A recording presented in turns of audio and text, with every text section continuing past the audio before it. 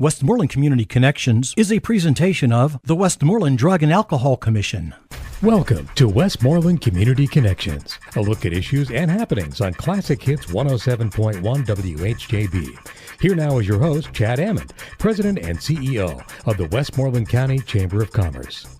Hello and welcome to Westmoreland Community Connections. I'm your host, President of the Westmoreland County Chamber of Commerce, Chad Amond.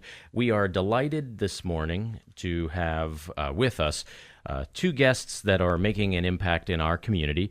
They are making an impact in our community on a subject that many listeners might not have realized this is something that is necessary to be so impactful, but I assure you that it certainly is.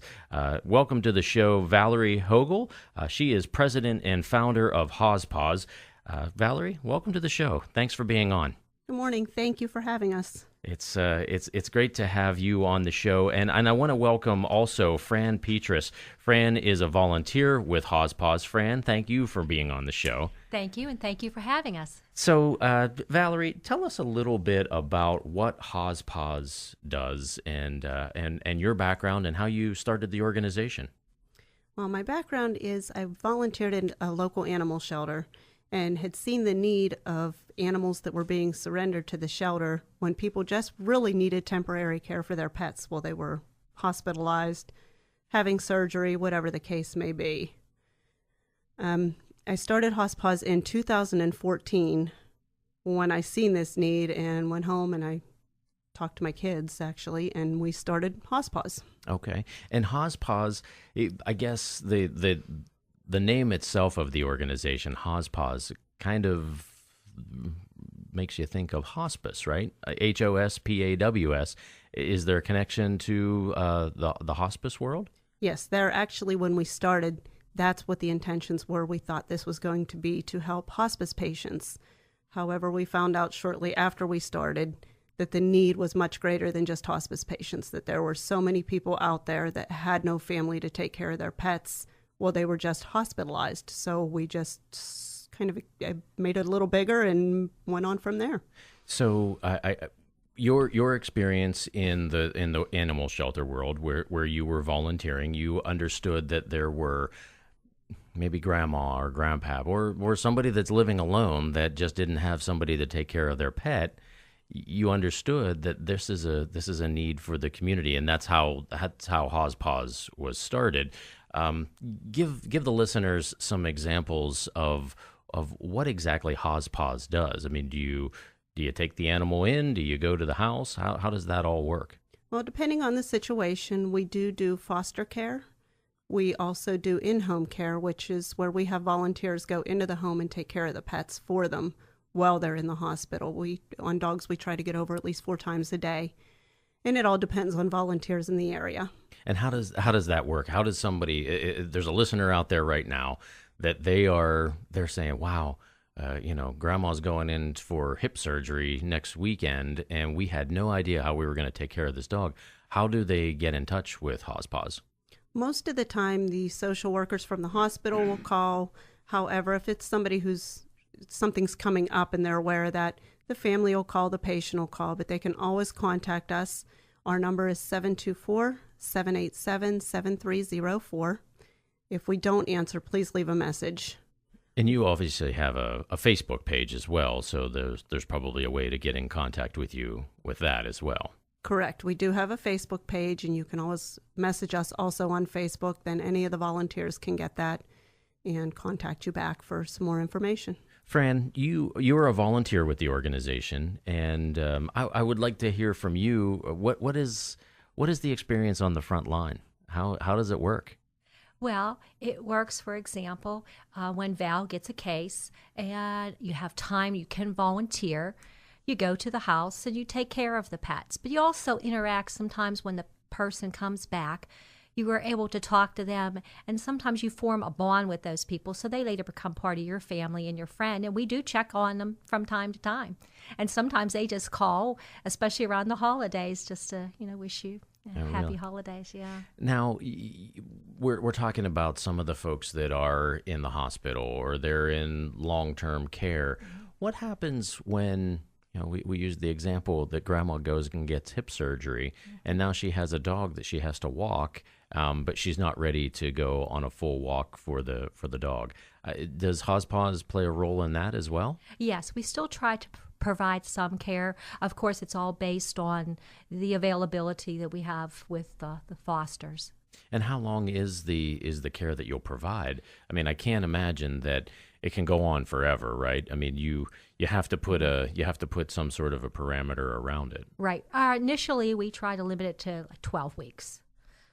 But there are some cases where maybe you have to go over after that time period once a week or something just to check on and make sure the dog's okay. And you're listening to Westmoreland Community Connections. We're talking with Fran Petras. Fran is a volunteer with HOSPAWS, that is an organization that serves residents of Westmoreland County and beyond, right? Valerie, you said you serve some of all of southwestern Pennsylvania. Valerie is the president and founder of HOSPAWS. What is the full service area? Well, we started out in Westmoreland County and really thought that was the only place we were going to be. That we started with the VA hospital in Pittsburgh. We work a lot with them. Forbes. A lot of the hospitals in Allegheny County also contact us. So we go wherever we're needed as long as we have volunteers to do it. Right. And how many volunteers do you have? We currently have 30 to 40 active volunteers. And when I say volunteers, that's anybody that can do fostering at their home, do in-home care, do event planning, or do transports for us. Because a lot of times the people we deal with may not have a way to get their pet to us, or if they need help getting their pet to the vet, you know, we have people who just do transports. So those volunteers that are the foster volunteers, obviously they're bringing those pets into their own home, and basically like a foster parent, they're parenting that pet for up to 12 weeks. Correct. Yes. And so I guess one of the questions that I would have is probably a lot of listeners in my mind, I was thinking, oh, this is probably just for cats and dogs. But before the recording, you were saying that you had a guinea pig, and I'm imagining there's probably snakes and birds and everything else that somebody would have as a pet. Now, do you need to train your volunteers to make sure that they're adequately trained to cover all of those different kinds of pets? Most of the time we have volunteers that specifically only want reptiles. That's what they deal with. They only want reptiles. Right. Okay. They don't do dogs and cats. So if we have reptiles come in, we have volunteers who just want reptiles, or volunteers who will just take birds. So we make sure that everybody does have the knowledge and knows the proper care for these animals. And so those volunteers that are the foster volunteers are different than the volunteers that are just going in.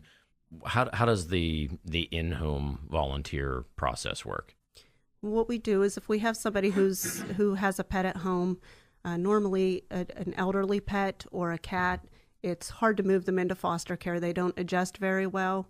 So normally the homeowner will give us permission. We will go into the home and take the dogs for walks. We try to get there 4 times a day. You know, clean litter boxes, feed them, whatever we have to do so that they're still in their home environment and they feel safe there until their owner comes home. You're listening to Westmoreland Community Connections on Classic Hits 107.1 WHJB and on the web at WHJBFM.com. We're talking with the founder, the president and founder of HOSPAWS, Valerie Hoegel. Valerie and one of her volunteers, Fran Petras. Ladies, walk me through one of an example of how the whole process works, and maybe give me a real life example of what you've done that has impacted a family and has made their life better. Just tell a story. Okay. No, there's so many. We had a lady who needed surgery, heart surgery. And she had a dog and 2 cats, and she kept canceling her heart surgery because there were nobody to care for the animals, and she didn't want to do that. So she canceled it, and somebody had led her to us, and we put the animals into foster care, and she had her surgery, and they've all returned to her, and we're still close friends today. she canceled her heart surgery to make sure that she was taking care of her pets. Obviously, she's an animal lover to the nth degree, right? Absolutely, she is. And I would imagine also that your volunteers have to all be animal lovers. How do you you're interacting with these people? Do you see the difference in animal lovers versus people that maybe just are not animal lovers? I mean, are they just more compassionate? They're very compassionate. All of our volunteers in our foster homes, I know when I put an animal into a foster home, I know that they're going to be cared for and loved like it's their own pets. Right. You know, we never put them into a home that it's somebody who says, oh, I kind of like them. No, they have to have that love and want to give that attention to them just like they would their own. And you said that you are interacting with the hospitals and the elder care facilities. I mean, how does one make that kind of a contact? I mean, are you interacting with the administration or you said the social workers? How do you make those connections? It is usually the social workers that contact us. Social workers, caseworkers. In some cases, it's just a hospital liaison that would call us and ask for some help for somebody. Okay, very good. You're listening to Westmoreland Community Connections on Classic Hits 107.1 WHJB and on the web at WHJBFM.com. I'm your host, Chad Amond, president of the Westmoreland County Chamber. We are going to be back right after a short break to talk a little bit more about what HOSPAWS is doing for the community here in Westmoreland County and beyond. Thanks for listening, everyone. This is Westmoreland Community Connections on Classic Hits 107.1 WHJB. If you have a suggestion for a topic, or if your nonprofit organization would like to be featured on this program, call us during regular business hours at 724-216-1200. Westmoreland Community Connections is a presentation of the Westmoreland Drug and Alcohol Commission. Welcome back. You're listening to Westmoreland Community Connections on WHJB Classic Hits 107.1. I'm your host, Chad Amond, president of the Westmoreland County Chamber of Commerce. We are delighted to have on the show today two guests that are making a huge impact in the community. The first guest is Valerie Hoegel. She is president and founder of HOSPAWS, and Fran Petras is a volunteer with HOSPAWS. Ladies, before we went to the break, we were talking about some of the I don't know, maybe the in-depth stuff of what HOSPAWS does. But I understand that you've been getting some recognition, not just in Westmoreland County, but maybe around southwestern Pennsylvania. I guess you've been on KDKA. I read a story in the Trib not too long ago, and I understand you were on Pittsburgh Today Live. How is it coming that you're starting to be famous, right? Well, I don't know if it's famous, but Val Hoegel and Kathy Rudder, one of the other board members, went on Pittsburgh Today live show on July 3rd, and it was an awesome opportunity for us to get the word out to the Pittsburgh area and surrounding communities about HOSPAWS. Well, Fran, what is the main, when you go on to a show like that, or a show like this, what is the main message that you want to make sure that listeners or viewers are hearing about HOSPAWS? Well, we want to get out the fact that there is help. We do need foster families to help us. So if anybody out there in the listening area can foster for us, or even do in-home care, or taking a pet into their house, even if they come to an event and help sit at a table, do a fundraiser for us, because we do have needs. We do need collars and maybe leashes and sometimes incidental things that add up. Do you ever take things like if a family had a dog that had to, that they no longer have the dog, do you take donations? Somebody has a 3/4 of a bag of dog food that it's at home. Do you take that kind of stuff? Oh, yes, absolutely, because we don't want anything to go to waste. And where do you operate out of? Val, is that something that is there any sort of a movement forward for you to have a dedicated facility? Well, we are actually looking for a facility now. We have a GoFundMe account set up that we are using to try to find a facility. Right now, we're kind of operating out of all of our homes. Everybody has stuff there. And we are trying to find a place that when we get a call and it's an emergency call, or somebody's going in right now, that we can pick up an animal and put them somewhere immediately, because sometimes a foster family doesn't always come right away. You brought up the GoFundMe account idea. Obviously, that is important. But what other aspects do you approach for fundraising?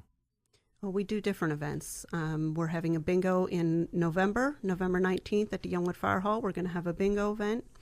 It's $20. If anybody's interested in coming to bingo, it includes a lunch, and you can give us a call at the 724-787-7304 number and get the tickets there. That's a bingo event at Youngwood Fire Hall on Sunday, November 19th from 1 to 4. And that's an event that is obviously going to be fun. Are pets welcome? They do not allow them in the fire hall, unfortunately. I had to ask. I mean, I'm thinking everyone's going to ask. Well, that's probably a question too that makes some sense. If you have about 40 volunteers, right? Correct. These are all people that love pets, and they understand that pets can have an impact on your well-being and maybe relieve your stress and all of that stuff. Well, what happens when a patient goes into the hospital and calls HOSPAWS and says, well, I need somebody to take care of my dog or my cat, but it doesn't interact well with other animals? What happens then? That makes it a little tough because, like you said, most of the people in our organization, people who volunteer for us, are there because they are pet lovers. So to find families that don't have other pets is very hard to do. So it makes it difficult. Right now, we currently have 2 fosters that don't have other pets, that are pet lovers, but do not currently have other pets of their own. So they're normally full when we call. You're listening to Westmoreland Community Connections on Classic Hits 107.1 WHJB and on the web at WHJBFM.com. We're talking with the president and founder of HOSPAWS, and that is Valerie Hoegel, and Fran Petras, who is a volunteer with HOSPAWS. Ladies, how many pets, since you kicked off in 2014? Correct. How many pets and families have you been able to help over that course of time? We've already helped over 180 pets to stay with their families, yes. Wow. That's fantastic. But you're always still looking for volunteers, correct? Always looking for volunteers. Anybody who has room to foster a pet that could help with the in-home care. These are major things that we really need help with. You told me a brief story. I want the listeners to hear it because I think that this is probably exactly what HOSPAWS' mission is. Tell the story about the truck driver. We had an out-of-state truck driver that was delivering locally. He had 2 Chihuahuas in his truck. He got very sick when he got to his destination and was taken to the hospital by ambulance. Somebody had seen the dogs in the truck, didn't know they were there right away, and had called animal control. And somebody at the organization itself, the business that they were delivering to, had realized that the dogs were in the truck also and called us. So we had to go to where the truck was parked. They let us in. We got the 2 dogs out of the truck. They were in foster care. And the truck driver would call every day while he was in the hospital. We weren't allowed to take the dogs in, but he really wanted to see his dogs and know they were okay. Sure. So he had us take them up, and we would stand in the parking lot at the hospital and put him on speakerphone, and he would look out his window and talk to his dogs on speakerphone so that they knew that he was there and he could see that they were safe. So he was still able to interact. Did they end up? I mean, I don't know if I want to ask this question. Did they end up making a connection? He got out of the hospital and he did. Okay. 3 or 4 days he was in the hospital, but we made a trip every single day. We took the dogs up to the hospital and stood in the parking lot for him so that he could see them. Okay, so he it's didn't a want happy them ending. to think that they abandoned him. Oh, very good. We'll talk a little bit for a brief moment about what other events you attend. What other events? How do you spread the word? I mean, other than being on some radio stations and some viewer stations, how do you make sure that you're getting the word out there? Mainly, it is by word of mouth. A lot of people on Facebook. It has done amazing things for us by getting the word out about HOSPAWS. We have talked to the state police, so they're aware. We've been called to assist with, cases that they've come across. We have worked with all the local hospitals, and word travels fast. Once they find out that there's something out there, word travels very fast. So is there a busier time of year? We're coming into late fall. Is it going to be busier, or is it going to slow down, or how does that work? We do seem to get a little busier around the holidays. And then it's very hard to find fosters because you've got a lot of people going out of town, and just finding foster homes in general is tough. Well, ladies, thank you very much for being on Westmoreland Community Connections. Valerie Hoegel, president and founder of HOSPAWS, Fran Petras, volunteer with HOSPAWS. You're making a difference in our community, and we appreciate it very much. For those listeners that would like to learn more about HOSPAWS, you can give them a call at 724-787-7304, or search them on Facebook at HOSPAWS, HOSPAWS, and you'll be able to make that connection. If there's any listeners out there that are looking to volunteer or to be a foster for the pets, or to be an in-home visitor, I'm sure these ladies would be glad to have you. Thank you very much for being on the show. Thank you so much. You've been listening to Westmoreland Community Connections on Classic Hits 107.1 WHJB and on the web at WHJBFM.com. Join us next week, same time, same place, for another edition of Westmoreland Community Connections. This has been Westmoreland Community Connections, a look at issues and happenings in and around Westmoreland County. Join us again next week on Classic Hits 107.1 WHJB. Westmoreland Community Connections is a presentation of the Westmoreland Drug and Alcohol Commission.